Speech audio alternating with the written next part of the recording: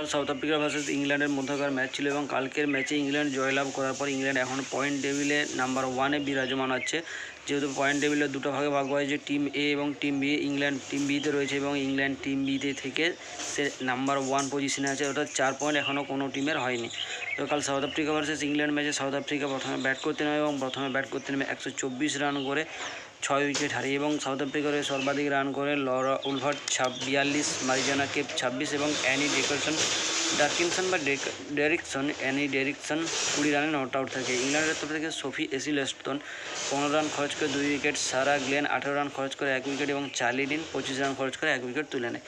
তো ইংল্যান্ড একটা রীতিতে বিশ্বাস করে, যদি আমরা 20 ওভার ফিল্ডিং করি আমরা 20 ওভার ব্যাটিংও করবো। তো ইংল্যান্ড 125 রান চেস করতে 19.2 ওভারের সময় নেয়, অর্থাৎ প্রায় 20 ওভারই তারা ব্যাটিং করে এবং তারা 125 রান করে 3 উইকেট হারিয়ে। ইংল্যান্ডের তরফ থেকে এবং ম্যাচের সর্বাধিক রান করে Nat Sciver Brunt 48 not out, Danni Wyatt 43 এবং এলিস কেপসে 19 রান করে আউট হয়ে যায় এবং ইংল্যান্ডের তরফ থেকে সর্বাধিক রান করে সিভারব্রুন্ট এবং সমস্ত ম্যাচে সর্বাধিক রান সেই করে।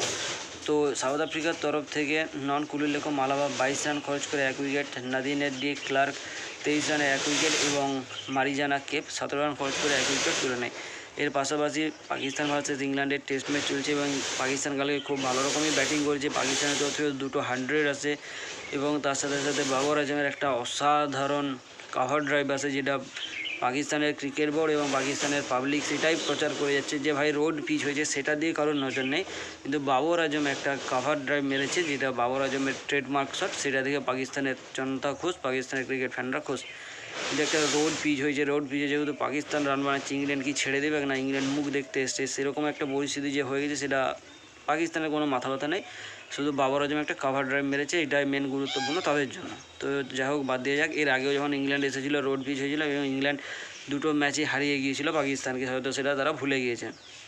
তো এর পাশাপাশি প্লেয়ার অফ দ্য ম্যাচ হয়েছে নাট সিভারব্রুন্ট কালকে 48 রানের নট আউট ইনিংসের জন্য। এবং এর পাশাপাশি আয়ারল্যান্ড ভার্সেস সাউথ আফ্রিকান পুরুষ দলের মধ্যেও কালকে লাস্ট ওডিআই ম্যাচ ছিল, অর্থাৎ 3টা ম্যাচের ওডিআই সিরিজ ছিল, যেখানে 2-1 ব্যবধানে সাউথ আফ্রিকা জয়লাভ করে। কিন্তু কালকে যেভাবে হারিয়েছে সাউথ আফ্রিকাকে আয়ারল্যান্ড এবং অসাধারণ বাউন্ডারি লাইনে যেভাবে ক্যাচ হয়ে যেত ভাই, অসাধারণ ফিল্ডিং এবং ব্যাটিং এফোর্ট দেখতে পেয়েছি আমরা আয়ারল্যান্ডের তরফ থেকে।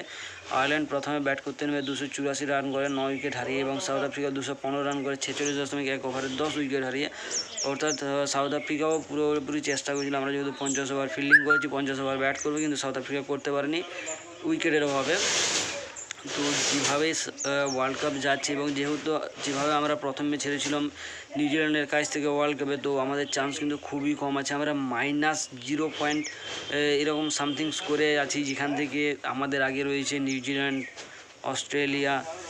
তো এরকম সব টিমকে আমাদেরকে হারিয়ে উপর দিকে উঠতে হবে। কিন্তু স্পষ্ট কথা বলতে, আমরা যদি ম্যাচ বড় সড়ো ব্যবধানে না জিতি বা কম ওভারে যদি আমরা রান করতে না পারি, আমাদের ম্যাচ জিতেও কোনো লাভ হবে না, কারণ আমরা নেট রান রেটের জন্য পৌঁছাতে পারবো না। তো দেখা যাক আজকের ম্যাচে কী হয়। বাকি সুস্থ থেকো, ভালো থেকো এবং আসতে থাকো।